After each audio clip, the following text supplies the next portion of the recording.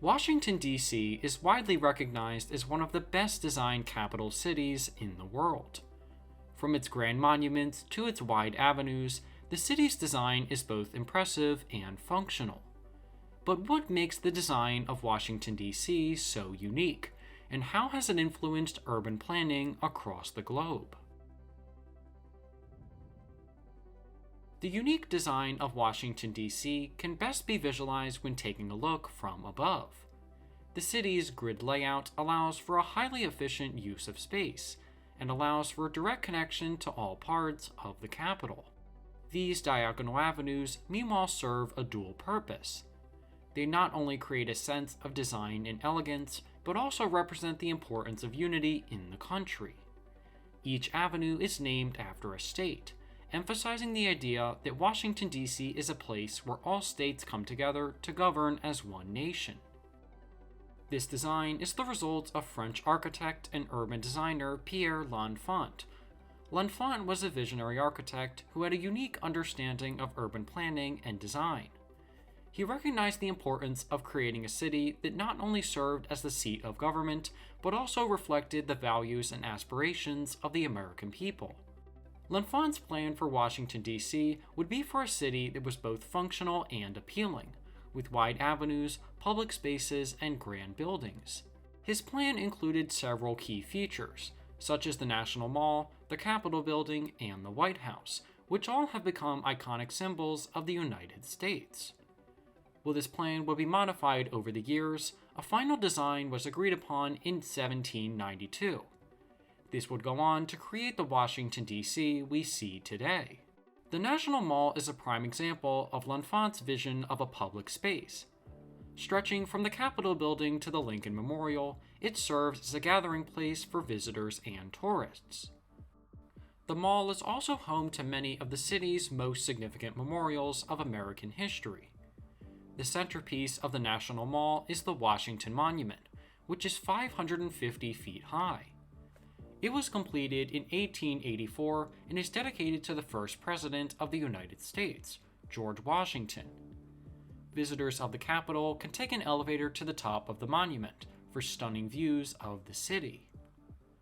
The Lincoln Memorial is another iconic landmark located on the National Mall. It was built to honor the 16th President of the United States, Abraham Lincoln, and was completed in 1922. The statue of Lincoln inside the memorial stands 19 feet tall and is surrounded by inscriptions of his famous speeches. The National Mall is also home to the Smithsonian Institution, with 11 museums and galleries that showcase the nation's history and achievements. As well as the National Mall, many more public spaces were developed, such as President's Park, also known as the White House Lawn. This space is located just north of the White House and features several monuments dedicated to U.S. presidents. The park spans more than 7 acres in size and was created with an intent to provide an open space view of the White House. This location has become a popular visiting destination in Washington, D.C., and has held many large events over the past few years. The numerous public spaces of Washington, D.C. relate back to L'Enfant's original goal, which was to create a city that would serve a dual purpose, operating as a house of government and providing ample space for tourists and visitors. The public spaces of Washington, D.C. are not only a symbol of American history, but have become an inspiration for cities around the world. Brazil's capital of Brasilia was designed and built in the late 1950s, with a similar layout to Washington, D.C. From above, the monumental axis is clearly visible, which was meant to replicate the National Mall. While developers had hoped to recreate the style of America's capital, the project was met with widespread backlash. One of the main problems was the city's reliance on highways instead of walkable streets. This resulted in widespread disagreement over its construction. But Brazil is not the only country to attempt to recreate Washington, D.C. Another capital inspired by this design is New Delhi, the capital of India.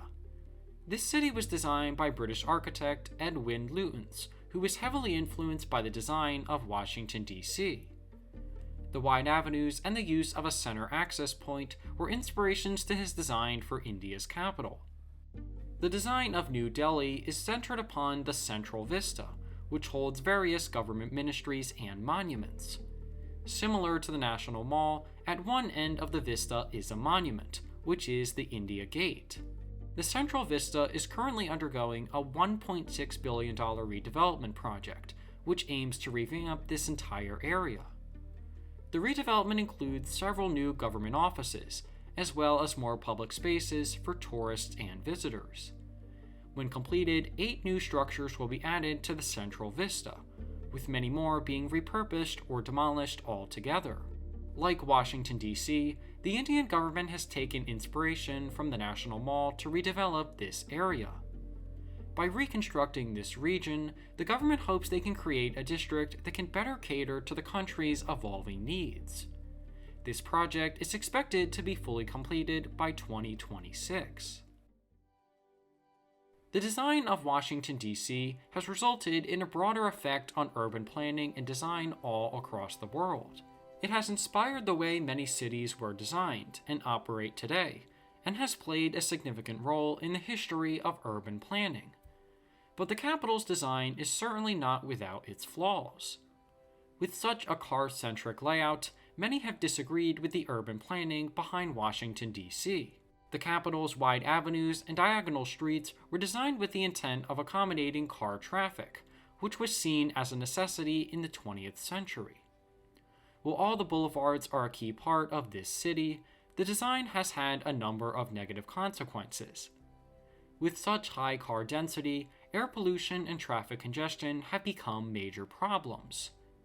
While efforts have been made in recent years to promote public transportation and alternative methods of traveling around the city, the legacy of the car-centric design remains.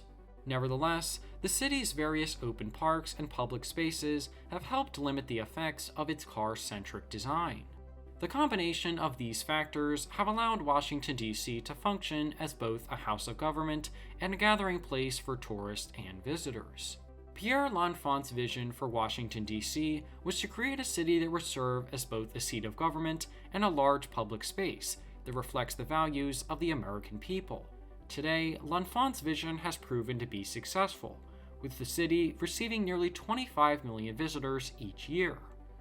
But for now, the design of Washington, D.C. will live on and continue to inspire urban planning across the globe.